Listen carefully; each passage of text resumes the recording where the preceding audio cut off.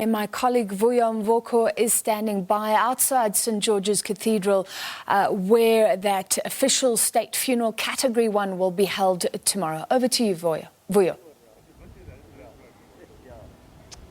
Thank you very much. I am indeed in front of the St. George's Cathedral, from where, with my colleague Bongiwe Zwane, we are in conversation with Peter Story, a long-time ally and comrade of the Arch, who's going to take us through some of the most interesting moments he has had, they've had in their life together. But before we do that, we just want to give you a sense of the logistical arrangements, especially for those who want to follow the events closely, just so that you have an idea of what to expect overnight, but also tomorrow. Now, Samkele Maseko is going to be speaking to GCIS, and that's the Government Information System, who are behind the organization of this funeral, together, of course, with the Church of the Province of Southern Africa, as well as the city of Cape Town. They are the ones who are putting everything together, and things have turned out a bit weirdly here in Cape Town. There is a gale wind like you won't believe. It may not look that way on screen, but we're battling just to be able, to stand and not be shoved away by that wind. But let me hand over to Samkele before we continue with that conversation with Peter Story. Samkele? Yes, indeed, Vuyo. These gale winds are a precursor of the rain that is expected to have some serious downpours here in the mother city, Ekapalotumo, the Western Cape, Cape Town, tomorrow, when the Archbishop Emeritus Desmond Tutu is laid to rest, where he will be cremated and then he will be implanted in this St. George's Cathedral Church. But the government of the day will also have a place and a part to play in tomorrow's final send-off of Archbishop Emeritus Desmond Tutu. President Cyril Ramaphosa will deliver the eulogy, as Archbishop Desmond Tutu has been given a Category 1 state funeral by President Cyril Matamela Ramaphosa. I'm going to bring in the Government Communications Information Services, that is GCIS, Mr. William Baloyi, to just essentially speak about the state of readiness for tomorrow's final send-off of a liberation icon, a man of God, a man who spoke truth to power, Archbishop Emeritus Desmond Mpilo Tutu. As declared by the President to give the Arch a special official funeral Category 1, as the state, we are working very closely with the Church, but the Church is taking a lead. But as far as the logistics are concerned and the space that the Church has given us, we are more than ready as government. Firstly, we have made sure that all the roads are secured around this area, but also the mourning period of the people who came to mourn, the services have gone quite uninterrupted. We are, of course, anticipating rain tomorrow, so we are putting our preparations in such a way that we can cover the event in the rain, as predicted by the weather services. But from our side, we have also been given two important roles to play in the services tomorrow. That will be the address, the eulogy that will be delivered by the President of the Republic, President Ramaphosa. Then also the handing over of the flag by the representatives of the military. But we are not going to have a whole military session here, but only the general that will be presenting that. But as far as also the working relationship with the city is concerned, we have made sure that the area around here has a high security visibility, but also to make sure that the guests that will be here, including your foreign guests and media, are also very safe, and then they are provided with an unfettered space to do their work. So as far as government we are concerned, we are ready. It's all systems go. We are looking forward to giving the Arch the respectable funeral service that he deserves. Mr. Baloyi, who are some of the high-level dignitaries and former presidents we can expect to grace this particular funeral tomorrow? The church would be the one that might pronounce on the invited guests, but from our side we are expecting two former presidents of the Republic to be part of the service, and also hopefully there might be a king from one of the neighboring countries that will be here. So those are some of the dignitaries that we are expecting. But I need to also indicate that we are working under the COVID regulations that are regulating funeral services. Hence, you'll see that we have made sure that the number of the people that might come also from government, it's limited and is respecting the COVID rules that are in place. When you look at the former presidents who are making their way, can you name those two former presidents? We do know that there is a certain former president who has not said or uttered a single word on the passing of the Archbishop Desmond Tutu. Who are those former presidents who are coming? I might not confirm the former presidents that will be here, but obviously it has also been reported clearly that the former President Mbeki might be here, former President Motlanthe also might be here. So those are some of the former heads of states that are expected to be here. But as far as the final guest list is concerned, that is a matter for the family to pronounce and also the church.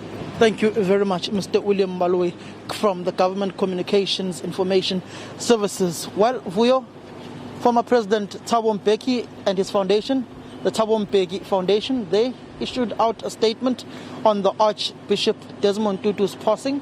Former President Kgalema Motlanthe has had his word.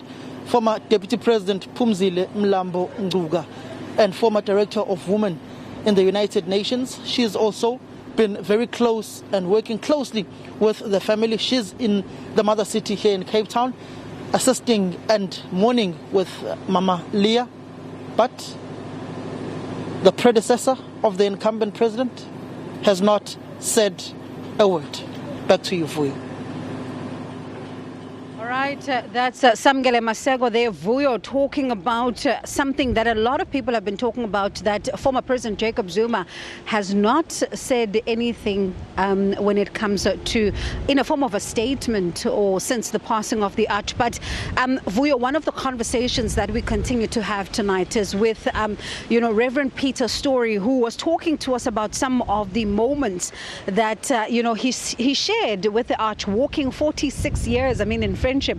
That's quite something, Reverend. And one of the things, though, that is quite clear from your friendship is that it was not always good times. It was not always easy. And despite even the fact that there was apartheid at the time, but even the two of you had to endure quite a lot of torture, a lot of interrogation, if I can put it that way.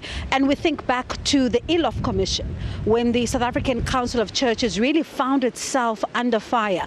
Talk to us about those moments. He was interrogated for over 20 hours, yourself as well. Describe those times for us. Well, you remember that P.W. Botha, who led the country at the time, had a deep, deep resentment towards the South African Council we're battling the wind. Sorry. Yes, that's all right. And so he set up a commission to try and put the SACC out of business. He sent in his secret police. They were in our building for 2 years. They turned over every stone in our lives, looking for something to compromise us, some weakness somewhere that they could latch onto. And they really failed with that. And ultimately, we came to the hearings itself. Judge Elof was put in charge of a commission of inquiry, and their job, P.W. Botha thought, was to put us out of business. And when we had to face them, Desmond Tutu and myself were the two people who gave what they call evidence in chief. And so you sat alone in front of this commission, this tribunal, and it was a scary business. But Desmond Tutu led off with his evidence. And when he sat down, he basically said to the commission, you really have no qualification to judge us. You can't tell us how to be church. And we are here as a courtesy to you. but I'm going to tell you now what it means to be church. And then he took them on a Bible study from Genesis to Revelation. You could see their eyes popping out, their jaws falling open. They had no idea that they were going to be preached to by this little bishop for a very long time, 2 or 3 hours. And they had to listen. And his evidence was a tour de force.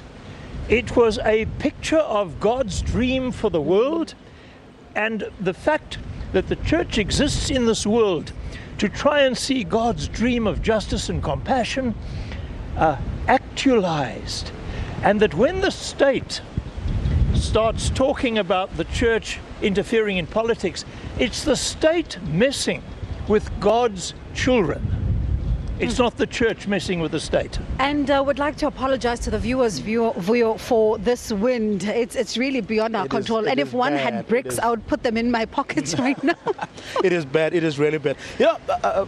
Father, you're saying it was scary to stand or sit in front of Judge Elof, and having to, of course, face the cross-questioning and everything that could have come with that. But I don't think that compares with what you witnessed after the bombing of Khotso House. Take us through that particular. Well, when P.W. Botha's attempts through the Elof Commission failed, he went the other route of violence. And he got Colonel de Kock, the assassin, to blow up Khotso House, a building of 6 floors. The explosion was in the basement. It blew the elevators right out of the roof, and they landed, some way away. We had, my own church had a home for disabled people on the other side of the street, and shrapnel came tearing through there, and they were all bloodied and cut and lacerated. And I came at 3 in the morning. I was given a heads up about the bomb and came in. And it was a terrible sight. It was like a sight from Dante's Inferno, really. Horrible thing to see the destruction that can be wrought. But the beautiful thing is this, that by the time the dawn came, we were standing in places where, as the SACC staff arrived, before they could even absorb the shock, we said to them, Central Methodist Church, Central Methodist. And by the time the usual hour of our morning prayers, we were in the chapel and we were praising God, and we were saying, the Lord is our shepherd. And after that, all the churches of the city rallied around, and soon the SACC was located in these offices and operating again. But of course, it was very difficult to recover documents and things like that for a very long time. So they did cripple us for a while. Now, when you talk about those challenging moments, one of the moments, though, that you also got involved in was the Truth and Reconciliation Commission. And that work in this particular moment is also being picked apart by some, saying that he was too forgiving, allowed those that were, committed atrocities to get off lightly. But one other thing that has been quite critical for some has been that moment when he was asking the now late Mama Winnie Madikizela Mandela to apologize for what she was accused of, and the Mandela Football Club was accused of at the time. You were there at the time. Share some of those moments with us. Absolutely. I think that those who suggest that in some way Desmond was unfair and inconsistent just are simply don't have the facts. The simple truth is that the Truth Commission made it possible for people who had committed atrocities, human rights violations, if they made a full disclosure and met certain other conditions, they could receive amnesty. And if they didn't, then they would be prosecuted to the full weight of the law afterwards. Now, what happened was that when Winnie came forward, she was first offered a private hearing, And there was something of a private hearing, I believe, but she demanded a public hearing. And in that public hearing, some of us, including myself, who was very intimately involved in that whole struggle to get those kids who were kidnapped by her football club out of her house before they too were killed, because one of them was already killed, Stompie Sepe. So it was a horrible business, and she was answerable for very serious actions. And so we had to give evidence to the Truth Commission. And then there came the point at which Desmond Tutu stood and pleaded with her. And it was quite, I mean, he loved Winnie. He'd known her for so long. I knew her. She was a member of the Methodist Church, and I was her bishop. But there came the moment when he said, if only you can just acknowledge, you know, and say sorry. She refused. She said in the end, things went wrong. But it was clear that she was very angry that she was even being asked these questions. Whereas I knew a child had lost his life because of the abuse of power that went on around her home. And I want to say further, just this, it's very important. People who accuse Desmond of having been inconsistent. A little while later, he and I were in George, where P.W. Botha was put on trial. And he and I again gave evidence against P.W. Botha. And again, this is the interesting thing. The night before, Desmond said, you know, Peter, we have a great God. I said, why? I know we have, but why? He said, well, here is the man they call the Groot Crocodile. And he had the power to do anything to any of us. And tomorrow he has to stand in the dock and he has to look at a black magistrate and he has to say, your worship. And we laughed. But the next day in the trial itself, just so we don't think Desmond was crowing over somebody, he asked to make a statement. And he said to the magistrate, your worship, I am a bishop of the Church of God, and therefore I am responsible for the soul of this man. And if he can only say sorry now, the nation will breathe a sigh. I'm afraid we're going to leave it there. Peter's story, of course, a great friend and ally of Desmond Tutu. That's where we're going to leave it with Bongiwe for now. Do join us though in the morning from 6 o'clock. That's when we will be bringing you live from here the entire funeral service of Archbishop Desmond Tutu.